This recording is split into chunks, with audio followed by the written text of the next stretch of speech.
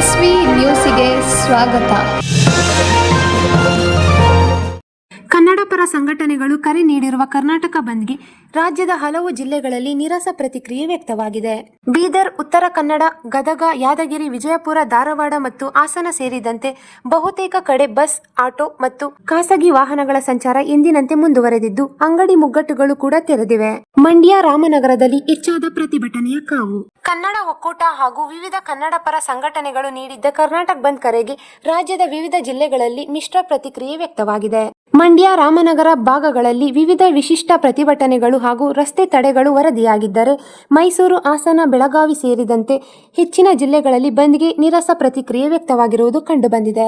ಮಂಡ್ಯ ನಗರದಲ್ಲಿ ಬಂದ್ಗೆ ಉತ್ತಮ ಬೆಂಬಲ ವ್ಯಕ್ತವಾಗಿದೆ.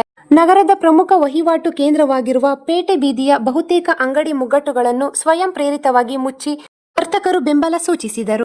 ಕನ್ನಡ ಸೇನೆಯ ಕಾರ್ಯಕರ್ತರು ನಗರದ ಸಂಜಯ್ ವೃತ್ತದಲ್ಲಿ ಖಾಲಿ ಮಡಿಕೆ ಹಾಗೂ ಹುರುಳಿಕಾಳು ಹಿಡಿದು ಖಾಲಿ ಕೊಡ ಭಾಗ್ಯ ಕೊಟ್ಟ ಸರ್ಕಾರ ಎಂದು ವ್ಯಂಗ್ಯವಾಡಿ ಖಾಲಿ ಮಡಿಕೆ ಚಳವಳಿ ನಡೆಸಿದರು.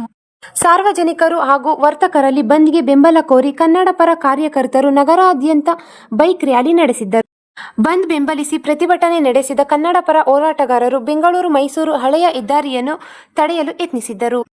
ಈ ವೇಳೆ ಮುಂಜಾಗ್ರತಾ ಕ್ರಮವಾಗಿ ಪೊಲೀಸರು ಹೋರಾಟಗಾರರನ್ನು ವಶಕ್ಕೆ ಪಡೆದರು. ರಾಮನಗರದ ಪ್ರಮುಖ ಐಜೋರು ವೃತ್ತದಲ್ಲಿ ಜಮಾಯಿಸಿದ ಕಾರ್ಯಕರ್ತರು ಖಾಲಿ ಬಿಂದಿಗೆಗಳನ್ನು ಹಿಡಿದು ಸರ್ಕಾರದ ವಿರುದ್ಧ ತೀವ್ರ ಆಕ್ರೋಶ ಹೊರಹಾಕಿದರು. ಸಾಂಸ್ಕೃತಿಕ ನಗರಿ ಮೈಸೂರಿನಲ್ಲಿ ಬಂದ್ಗೆ ನಿರೀಕ್ಷಿತ ಮಟ್ಟದ ಬೆಂಬಲ ವ್ಯಕ್ತವಾಗಿರುವುದಿಲ್ಲ.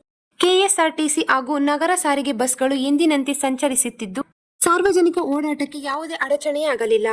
ನಗರದಲ್ಲಿ ಪ್ರತಿಭಟನೆಗೆ ಇಳಿದ ಕನ್ನಡ ಸಂಘಟನೆಗಳ ಪ್ರಮುಖ ಕಾರ್ಯಕರ್ತರನ್ನು ಪೊಲೀಸರು ಮುಂಜಾಗ್ರತಾ ಕ್ರಮವಾಗಿ ವಶಕ್ಕೆ ಪಡೆದರು.